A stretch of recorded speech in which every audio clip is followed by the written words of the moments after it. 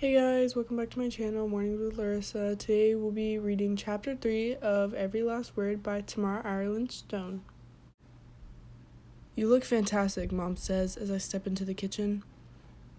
I'd better. I spent the last hour putting myself together for the first day of school. I let my hair down and ironed it straight. I'm wearing a sheer top over a white camisole, skinny jeans, and wedges that I begged Mom to buy me.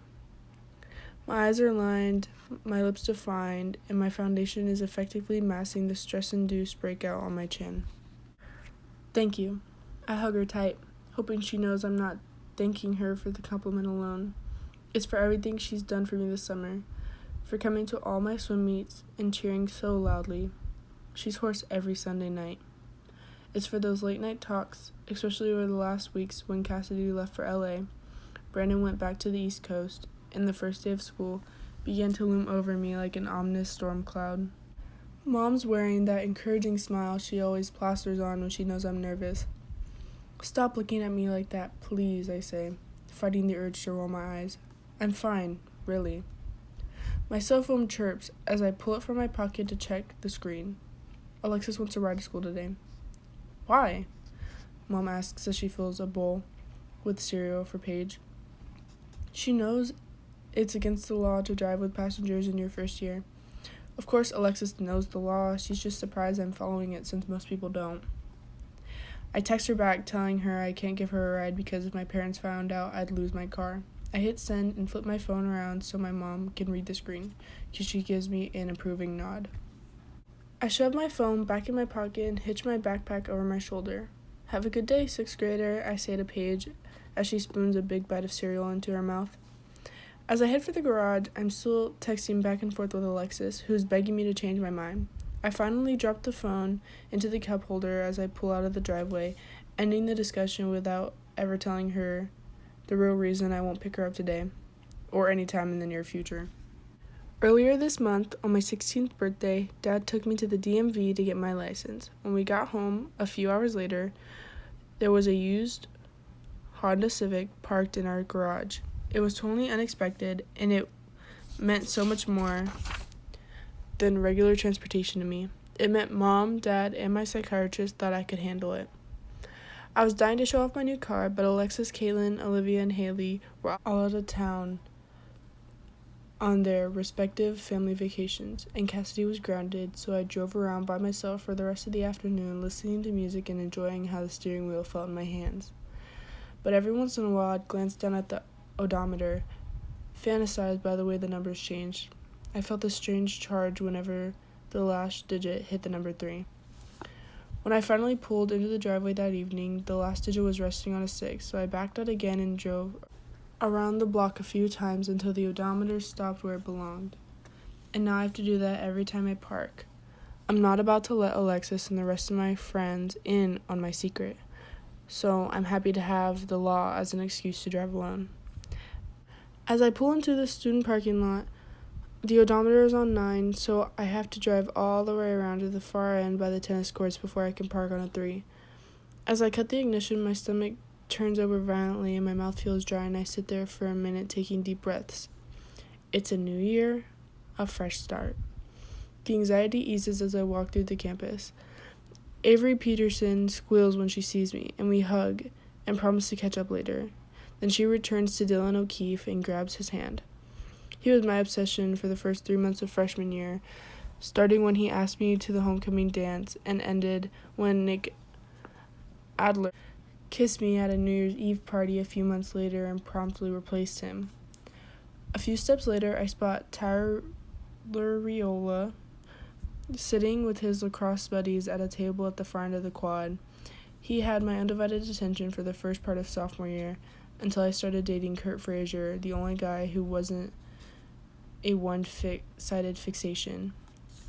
I liked Kurt a lot, but he actually liked me back, at least for the few months.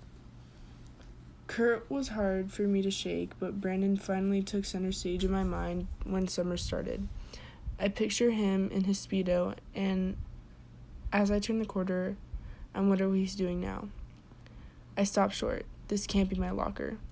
The door is wrapped in bright blue paper, and there's a giant silver bow around the middle. I run my hands across it. I can't believe they did this. I glance up just in time to see the crowd part for Alexis. As usual, she looks like she just stepped off the cover of Teen Vogue, with her long blonde hair, striking green eyes, and perfect skin. I can hear her high heels tapping on the concrete as her designer sundress swings around with each step. She's holding a giant cupcake with purple and white frosting. Caitlin is on her right, looking equally pretty but in a completely different way. She's exotic pretty, sexy pretty. She's wearing a tight-fitting top with thin straps, and her dark hair, wavy, is cascading over her bare shoulders. Haley peels away from the pack and speeds toward me with her arms spread wide. She throws them around my neck and says, "God, you have no idea how much I missed you this summer." I squeeze her tighter and tell her I missed her too. She looks amazing, still tan from her summer in Spain. Olivia, now within arm's reach. So I grab big chunks of her newly dyed jet black hair with both hands. "Okay, this is totally working for you," I tell her as she pops her hip and says, "I know, right?" As my friends close in, all the people around us stop in what they're doing to gather around a little tighter. Because that's what happens when the Crazy Eights do anything.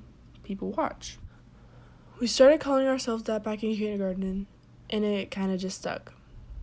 There were 8 of us until freshman year, when Ella's family moved to San Diego and Hannah's transferred to a private high school. Last year, Sarah landed the lead in the school play and started hanging out with her new drama club friends, and we're down to 5. That's when I started to realize that friendships in odd numbers are complicated. 8 is good, 6 was good, but 5 was bad because someone is always the odd girl out. Often, that's me. "Happy birthday, gorgeous," Alexa says, bouncing in place as she gives me the cupcake. The smile on my face grows even wider. My birthday was 2 weeks ago. True, but we were talking about how much it must suck to have a summer birthday and none of us even got to celebrate with you. I'm surprised Alexis hasn't mentioned this earlier, since I saw her twice last week, and both times we talked about the spa day her mom was planning and the new convertible she's getting for her birthday. "This is so perfect, you guys," I say, holding up the cupcake and then pointing to the bow on my locker. "Seriously, thank you." There's a chorus of "you're welcomes" and "we love yous," and then Alexa steps forward. "Hey," she whispers. "Sorry about all the texts this morning, but I have to talk to you about something and I was hoping to do it in private." "What's up?" I try to make my voice sound light, but the second she says the words "I have to talk to you," my stomach twists right back into that knot I've been trying to loosen since the parking lot. Those words are never good. "We'll talk about it at lunch," she says. And just when I was starting to feel like this was the best first day of school ever, I'm now dreading lunch. Caitlin steps in and hugs me. "Are you shaking?" she asks. Breathe.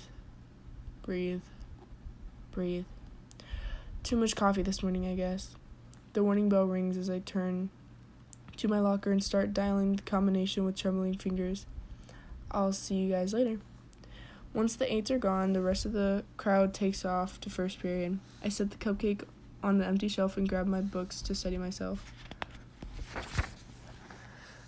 Taped on the inside of my locker door, I see all the photos and mementos I've saved over the last 2 years. These are pictures of the 5 of us dressed up in the school colors for Spirit Week, and the 4 of us surrounding Caitlin when she won Homecoming Princess last year. There's a copy of the noise ordinance we got from Alexis's parents left town last Halloween. We threw this epic party. People talked about it for months after. Scattered around, covering any sliver of paint, are my ticket stubs. It's impressive.